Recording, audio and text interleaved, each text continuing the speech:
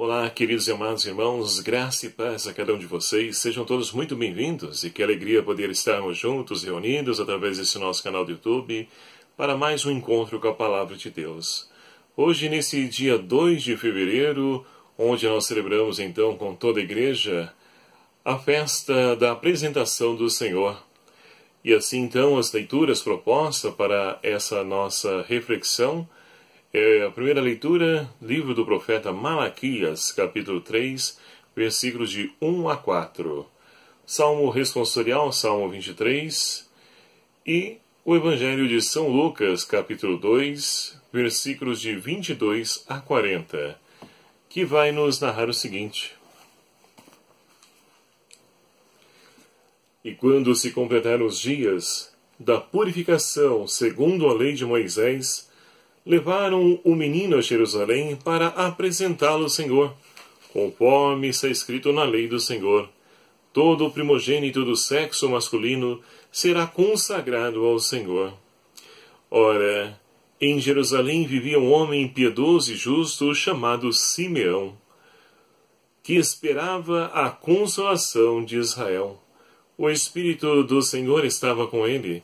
Pelo próprio Espírito Santo, ele teve uma revelação divina de que não morreria sem ver o ungido do Senhor. Movido pelo Espírito, foi ao templo.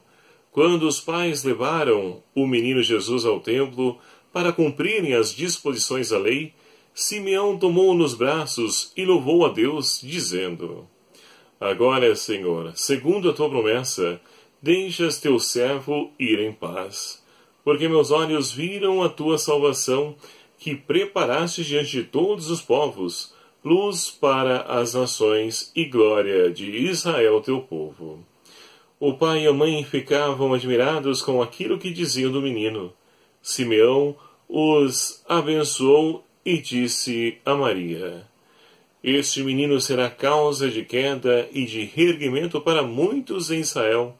Ele será um sinal de contradição. Uma espada traspassará tua alma, e assim serão revelados os pensamentos de muitos corações. Havia também uma profetisa chamada Ana, filha de Famuel, da tribo de Asser. Ela era de idade avançada, quando jovem tinha sido casada e vivera 7 anos com o marido. Depois ficara viúva e agora já estava com 84 anos. Não saía do templo de noite e servia a Deus com jejuns e orações. Naquela hora Ana chegou e se pôs a louvar a Deus e a falar do menino a todos os que esperavam a libertação de Jerusalém. Depois de cumprirem tudo conforme a lei do Senhor, eles voltaram para Nazaré, sua cidade, na Galiléia. O menino foi crescendo, ficando forte e cheio de sabedoria. A graça de Deus estava com ele. Palavra da salvação. Glória a vós, Senhor. Caríssimos irmãos e irmãs, chegamos então a essa festa que é o coroamento de todo esse tempo a qual nós vivenciamos o tempo do Natal, que se encerrou com a festa do batismo do Senhor. Mas que a liturgia de hoje, então, ela nos propõe também essa solenidade que menciona a encarnação do Verbo de Deus e que hoje é apresentado no templo do Senhor. A liturgia de hoje, então, ela é um ponto culminante do Natal do Senhor, porque indica o modo como se deu a encarnação do Filho de Deus e a que ela se destina. Cristo assumiu todos os condicionamentos da humanidade, até mesmo se submeteu à lei de Moisés, pela qual era regido o povo a qual ele pertenceu. Além do contexto histórico, também geográfico e econômico, o Evangelho mostra que a vida terrestre do Filho do Altíssimo estava inserida em um contexto cultural e também religioso particular. Também o destaque dado ao tipo de sacrifício realizado pela família manifesta que ele não somente assumiu nossa humanidade, mas se fez pobre entre os pobres.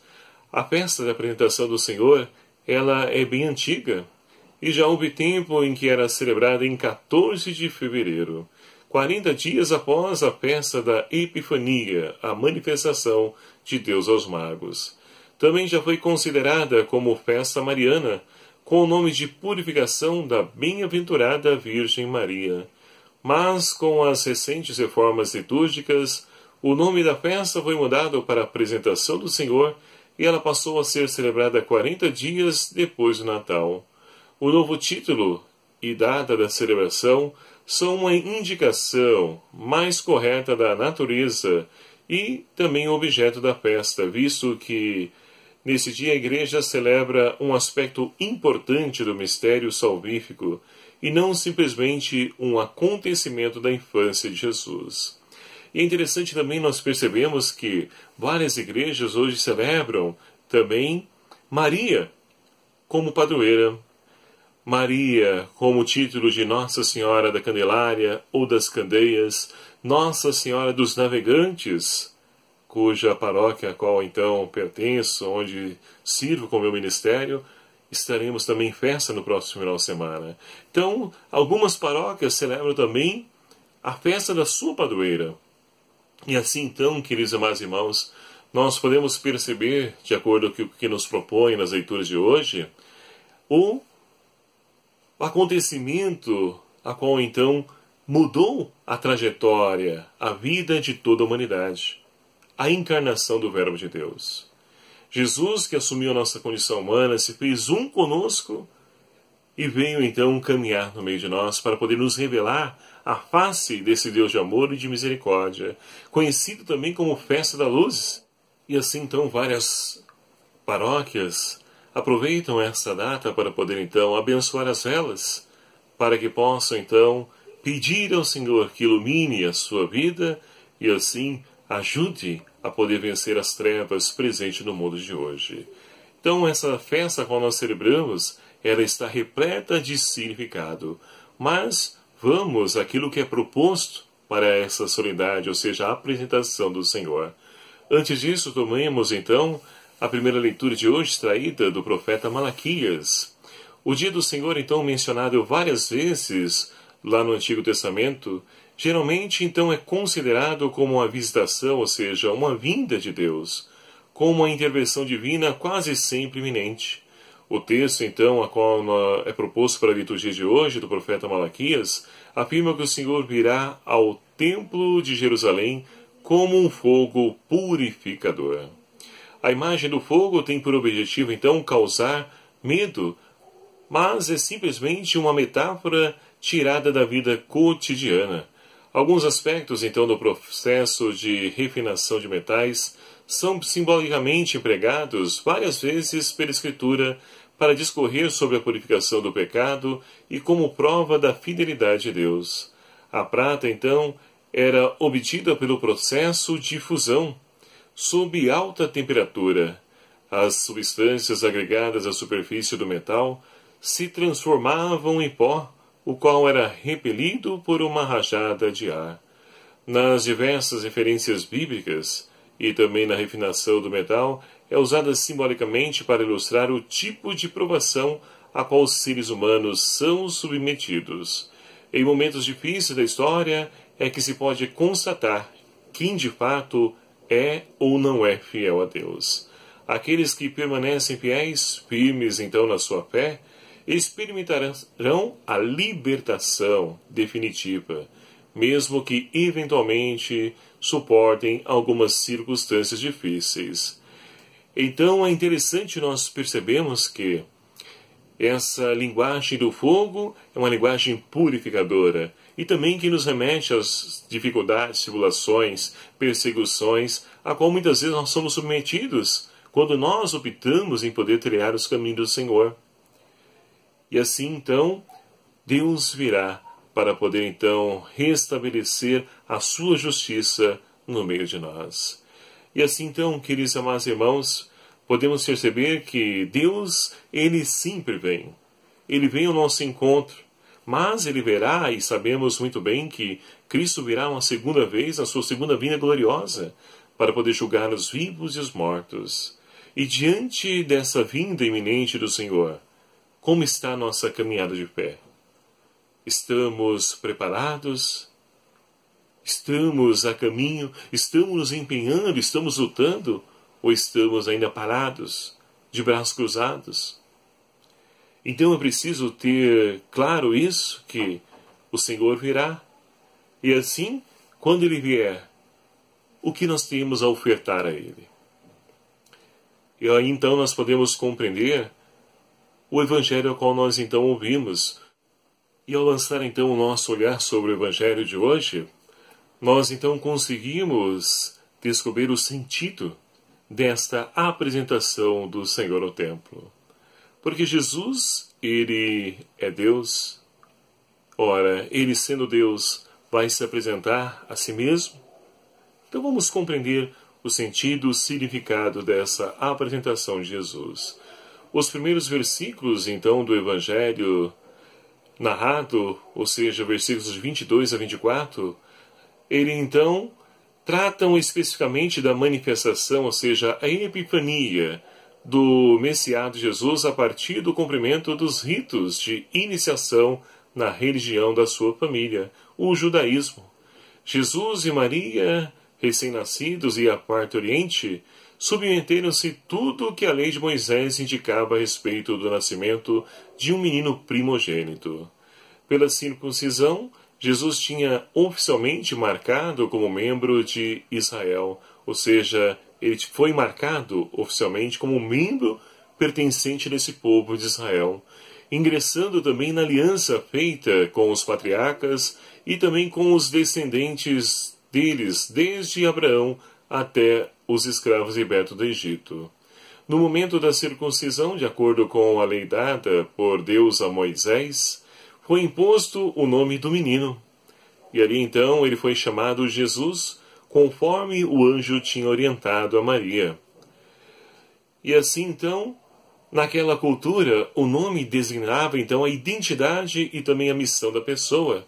Jesus quer dizer Deus salva. Isso significa que Deus nunca desistiu de salvar o mundo por meio de Israel e que cumpriu essa promessa mediante um israelita fiel, ou seja, Jesus de Nazaré. Ao se tornar oficialmente membro do povo da aliança, Jesus então ele realiza em sua vida a morte e ressurreição, a vocação que Abraão e seus descendentes haviam recebido. Pelo rito de iniciação à religião judaica, ou seja, de pertença à antiga aliança, Jesus não somente deveria ser circuncidado, mas também resgatado. O primeiro rito remetia aos patriarcas, sendo que o segundo à libertação do Egito.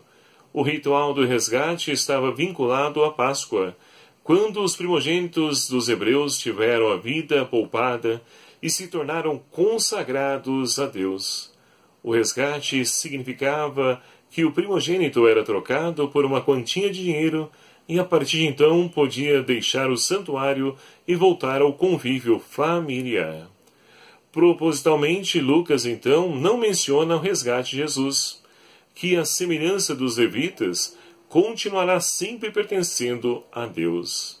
Em vez do resgate do primogênito, Lucas narra então a apresentação de Jesus, evocando a entrada do Senhor no santuário para realizar uma grande purificação. Ao dizer que o menino foi purificado, o Evangelho está afirmando que Israel inteiro foi igualmente purificado por meio dele. E aqui também cabe um esclarecimento sobre o significado de purificação.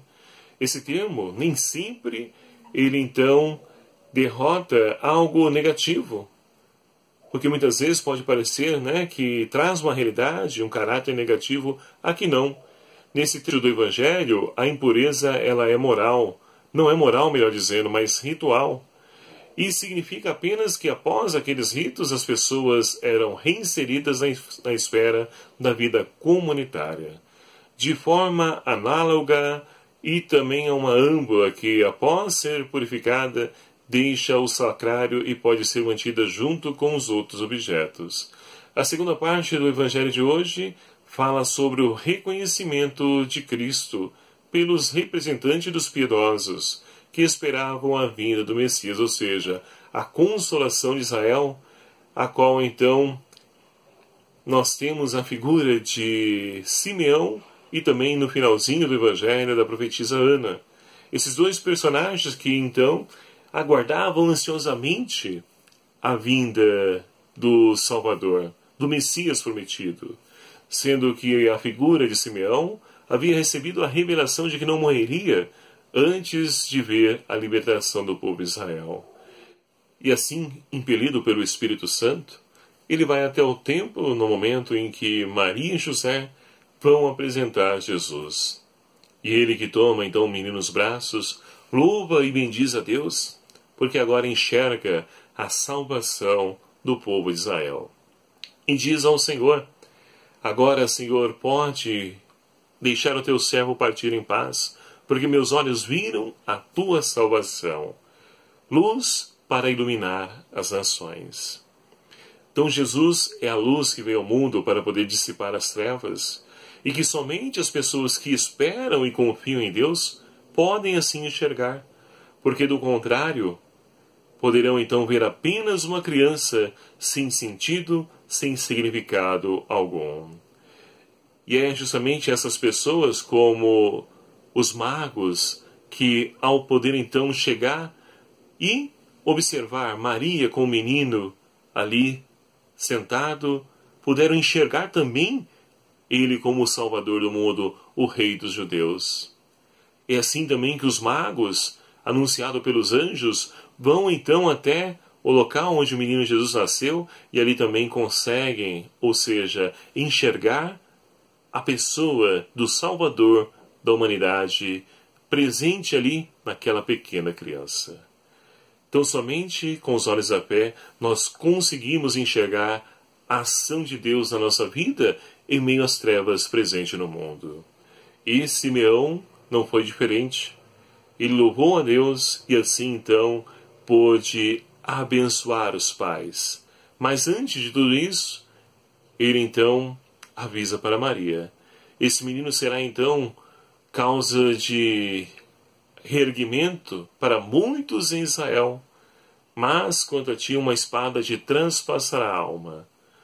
E assim então Maria guardava todas essas coisas no coração, nos ensinando que muitas vezes é melhor você então deixar que Deus dê a resposta, para que assim nós possamos compreender o paraquê de cada situação na nossa vida. O que cada realidade, circunstância tem a nos ensinar, a nos acrescentar na nossa vida.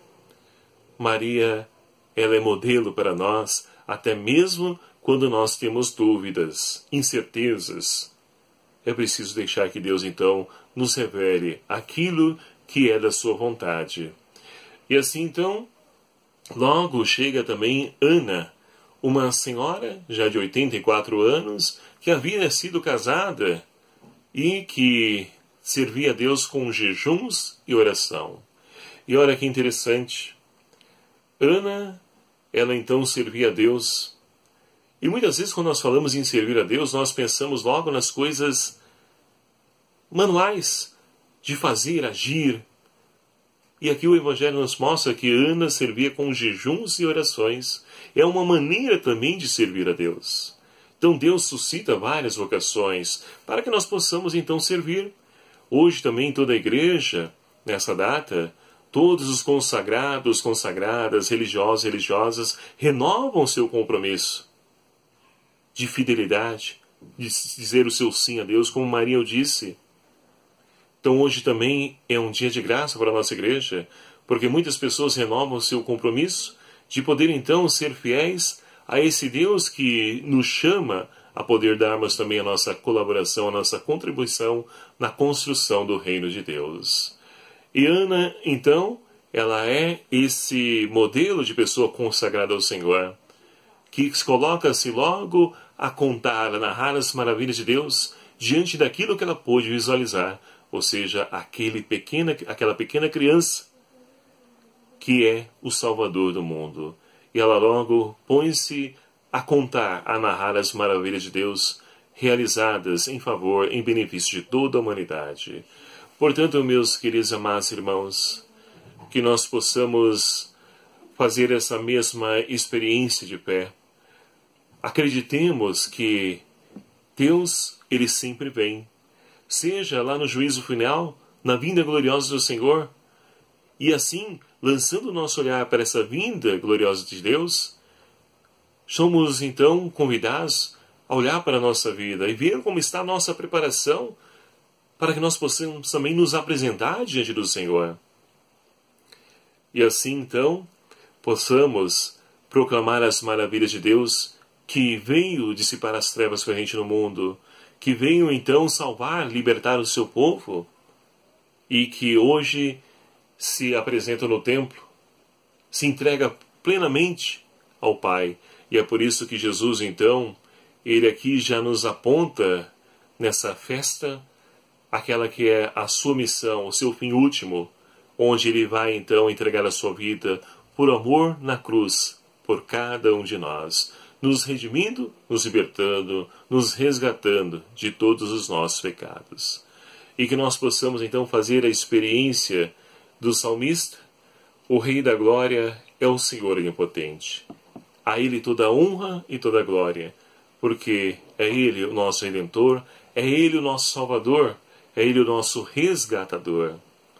Que nós possamos então glorificar a Deus que não desistiu de nós, seres humanos, mesmo diante das nossas infidelidades, mas sempre veio para poder nos salvar, para poder nos socorrer, para poder nos libertar. E que assim então nós possamos também, assim como Simeão, assim como também a profetisa Ana, possamos proclamar as maravilhas de Deus que está agindo no meio de nós. Louvado seja o nome do nosso Senhor Jesus Cristo, para sempre seja louvado. Muito obrigado a você, meu querido amado irmão, que faz parte dessa nossa família, desse nosso canal. Você então que não se inscreveu ainda, faço um apelo a que você me ajude a alcançar a meta de 1000 inscritos. Falta pouco, falta talvez a sua inscrição, falte talvez o seu compartilhamento. Ajude-nos. Vamos então fazer com que a palavra de Deus possa alcançar os corações de tantos irmãos. Façamos também que esse Deus que é luz, Ele possa iluminar a vida de tantos irmãos que se encontram nas trevas. O Senhor esteja convosco, Ele está no meio de nós.